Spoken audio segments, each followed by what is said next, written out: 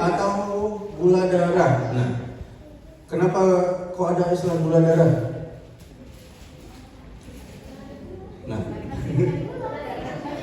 sering konsumsi gula jadi darahnya manis ya.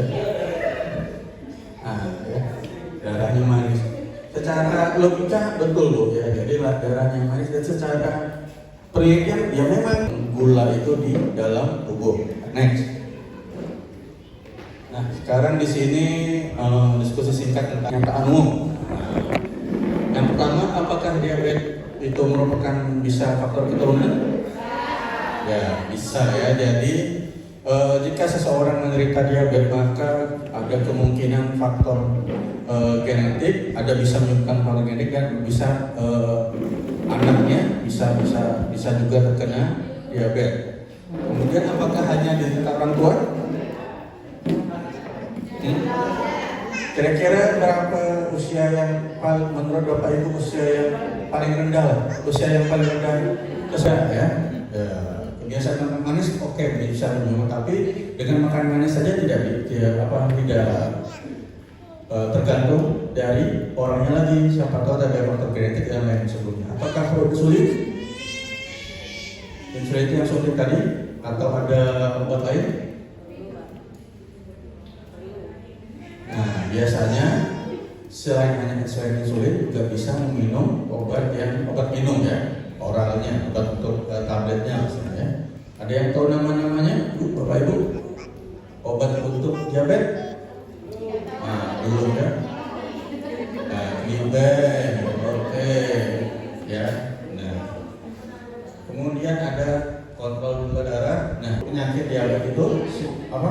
Tadi saya bilang usia pasiennya semakin muda ya. Nah, jadi alangkah baiknya paling enggak kita tuh buka ya sekali-sekali pernah misalnya 2 bulan sekali, 3 bulan sekali mengukur kadar gula darah kita, apakah itu masuk ke yang normal atau tidak ya. Kemudian apakah bisa sembuh? Tidak bisa ya. Sekali kena seumur hidup ya. Seumur hidup tuh dia pasti minum obat, dan biasanya semakin lama penyakitnya maka dia tingkat keparahannya semakin tinggi. Awalnya mungkin dia hanya minum obat tablet aja, tapi seiring waktu dia penyakitnya semakin parah sehingga perlu insulin. Nah, saya minum obat juga harus disuntik ya. Nah, suntik insulin. Oke, next. DM. Ini saya ambil dari Kemenkes, Kementerian Kesehatan. Penyakit menahun seumur hidup ya. Kadar glukosa darah di melebihinya normal. Kenapa kok kita perlu glukosa? Setiap manusia pasti perlu glukosa karena itu nanti akan diubah menjadi sumber energi ya. Sumber energi kita kan biasanya dari nasi ya. Nah, nasi itu yang diubah tubuh sehingga akhirnya menjadi glukosa. Glukosa itu ada di dalam darah untuk energi. Ada faktor tertentu yang membuat ketika hamil langsung divonis DM. Ya.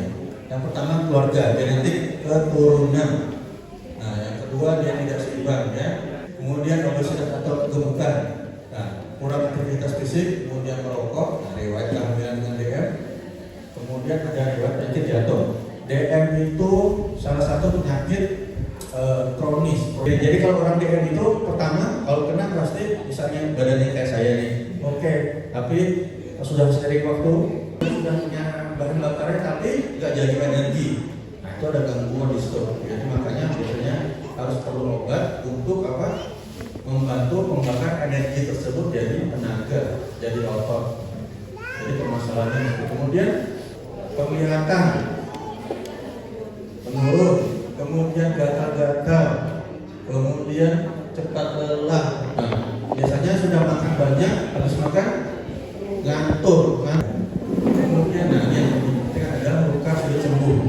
Orang kena diabetes jadi harus hati-hati, jangan sampai mengalami luka sekecil apapun. Yang pertama, kalau komplikasinya sampai parah itu koma, kemudian kerusakan ginjal. Nah, kalau Kemudian ada gangreng atau infeksi pada kaki, ya. Tadi next. Nah, untuk mencegah diabetes, yang pertama pasti kontrol berat badan, kemudian berolahraga. Kemudian di situ adalah tidak merokok, makanan yang sehat, dan cek gula darah. Next.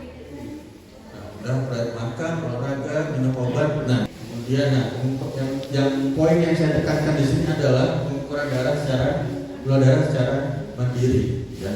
Tadi saya bilang ini. Katanya kan diabetes itu kan ada 2 macam, diabetes basah dan diabetes kering. Bagaimana cara ciri-ciri nih Pak, diabetes basah dan diabetes kering?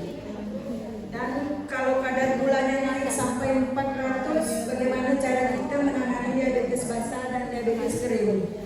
Infeksi misalnya di kaki, luka, susah sembuh. Nah, sebenarnya itu sama aja deh, tipe 1, tipe 2 sama aja. Pasti kalau orang luka pasti ya intinya basah dan sembuh. Kadang baunya kan khas ya, baunya khas. Nah, kemudian tadi dicek 400, biasa juga pernah ketemu kasus seperti itu, jadi bisa dipastikan satu dia penderita DM tipe 1. Saya mau bertanya, jadi bapak saya itu kan diabetes, terus insulinnya tuh sekarang di 4 unit. Maksudnya setiap 1 kali suntik tuh 4 unit. Nah, Terus kan karena bapak saya tuh ngerasa kayak disuntik tuh terlalu beban gitu. Maksudnya takut. Bapak saya tuh ngerasa suntik tuh beban, kayak takut gitu kalau setiap hari harus disuntik. Itu bisa nggak sih beralih ke obat pil biasa lagi? Karena insulin. Secara teoritis bisa, cuma harganya lebih mahal. Obatnya obat diabetes juga, cuma jenisnya yang lain. Misalnya tadi ada gliben, metformin, itu pasti nggak